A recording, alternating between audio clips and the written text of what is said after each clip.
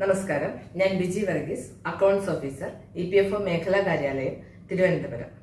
EPFന്റെ എല്ലാ സേവനങ്ങളും അംഗങ്ങൾക്ക് ഓൺലൈനായി ഉപയോഗിക്കാൻ കഴിയുന്ന ഒരു സൗകര്യമാണ് യൂണിഫൈഡ് മെമ്പർ പോർട്ടൽ.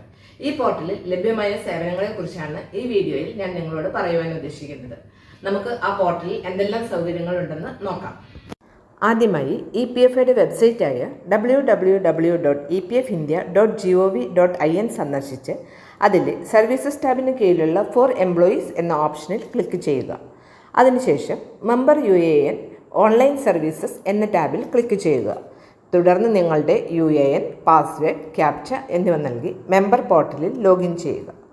ലോഗിൻ ചെയ്ത ശേഷം നിങ്ങൾ ഹോം പേജിലെത്തും. അംഗത്തിൻ്റെ UAN, പേര്, ജനനത്തീയതി, സെക്സ് മുതലായവ യൂണിഫൈഡ് മെമ്പർ പോർട്ടലിൻ്റെ ഹോം പേജിൽ ദൃശ്യമാകുന്നതാണ്. ഇതിലെ ആദ്യത്തെ സബ് ടാബാണ് പ്രൊഫൈൽ. ഇവിടെ നിങ്ങളുടെ EPFന്റെ അടിസ്ഥാന വിവരങ്ങൾ ദൃശ്യമാകും.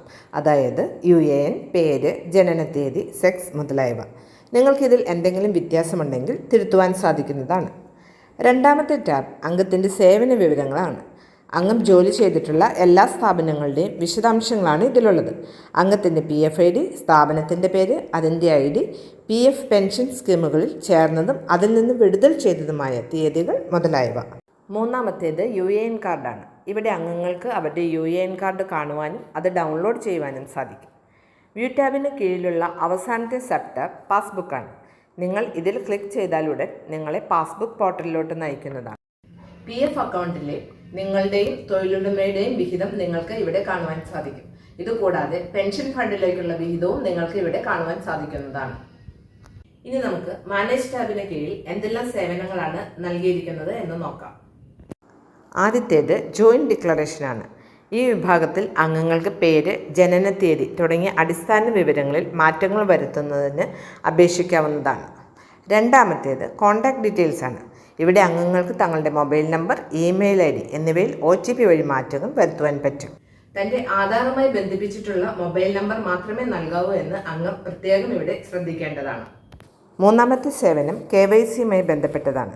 ഇവിടെ KYCയുമായി ബന്ധപ്പെട്ട വിശദാംശങ്ങൾ, അതായത് pan, bank account, passport number എന്നിവ അപ്ഡേറ്റ് ചെയ്യുന്നതിന് അപേക്ഷിക്കാം. KYCയിലെ ഏത് തിരുത്തലിനും അംഗം സാധുവായ രേഖകൾ തൊഴിലുടമയുടെ അംഗീകാരത്തോടെ തെളിവായി അപ്ലോഡ് ചെയ്യേണ്ടതുണ്ട്. നാലാമത്തെ സേവനം നോമിനേഷനുമായി ബന്ധപ്പെട്ടതാണ്. ഈ വിഭാഗത്തിൽ അംഗങ്ങൾക്ക് EPF, EPSയുമായി ബന്ധപ്പെട്ട നോമിനേഷൻ, അതായത് അവകാശികളുടെ വിവരങ്ങൾ സമർപ്പിക്കുവാനും പുതുക്കുവാനും സാധിക്കുന്നതാണ്. മാനേജ് ടാബിലെ അവസാനത്തെ ടാബ് മാർക്ക് എക്സിറ്റ് ആണ്. തൊഴിലുടമയ്ക്ക് മാത്രമേ സേവനത്തിൽ ചേർന്ന തീയതി, അതായത് ഡേറ്റ് ഓഫ് ജോയിനിങ് നൽകാവൂ എന്നുള്ള കാര്യം ഇവിടെ പ്രത്യേകം ശ്രദ്ധിക്കേണ്ടതാണ്.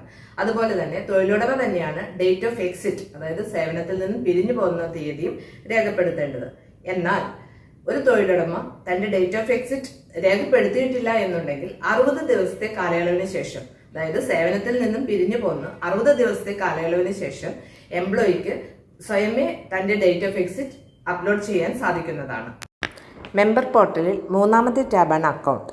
ഇതിൽ ചേഞ്ച് പാസ്വേഡ് ഓപ്ഷൻ ക്ലിക്ക് ചെയ്ത് അംഗങ്ങൾക്ക് അവരുടെ യൂണിഫൈഡ് മെമ്പർ പോർട്ടലിൻ്റെ പാസ്വേഡ് മാറ്റാനാകും. മെമ്പർ പോർട്ടലിൽ നാലാമത്തെയും അവസാനത്തെയും സേവനമാണ് ഓൺലൈൻ സർവീസസ്. ഇതിൽ ആദ്യത്തേത് ക്ലെയിം അഥവാ അപേക്ഷകൾ സംബന്ധമായ സേവനങ്ങളാണ്. ഇവിടെ അംഗങ്ങൾക്ക് വിവിധ അപേക്ഷാ ഫോമുകൾ, അതായത് ഫോം 31, 19, 10C, 10D എന്നിവ ഓൺലൈനായി സമർപ്പിക്കാവുന്നതാണ്. അടുത്ത ടാബ് 1 മെമ്പർ 1 EPF അക്കൗണ്ടാണ്. ഇവിടെ അംഗങ്ങൾക്ക് അവരുടെ മുൻ PF അക്കൗണ്ടിലെ വിവരങ്ങൾ നിലവിലെ അക്കൗണ്ടിലോട്ട് മാറ്റുവാൻ അപേക്ഷിക്കാം.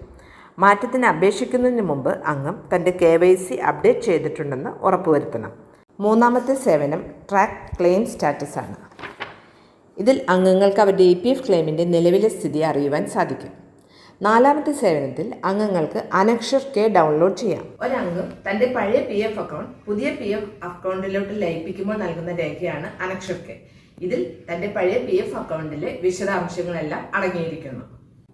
യൂണിഫൈഡ് മെമ്പർ പോർട്ടലിൽ ലഭ്യമായ എല്ലാ സേവനങ്ങളെയും കുറിച്ചുള്ള വിവരങ്ങൾ ഇത്രയുമാണ്. ഇപ്പോൾ നിങ്ങൾക്ക് വീട്ടിലിരുന്നും ഈ സേവനങ്ങൾ പ്രയോജനപ്പെടുത്തുവാൻ കഴിയും. ഈ വീഡിയോ നിങ്ങൾക്ക് ഇഷ്ടപ്പെട്ടുവെന്നും പ്രയോജനപ്രദമായിരുന്നുവെന്നും ഞാൻ കരുതുന്നു. ഇതുപോലെ സത്യസന്ധവും പ്രയോജനകരവുമായ വീഡിയോകൾ കാണുന്നതിന് ഞങ്ങളുടെ ചാനൽ സബ്സ്ക്രൈബ് ചെയ്യുക. ഇത് നിങ്ങളുടെ സുഹൃത്തുക്കളുമായി പങ്കുവയ്ക്കുകയും ചെയ്യുക.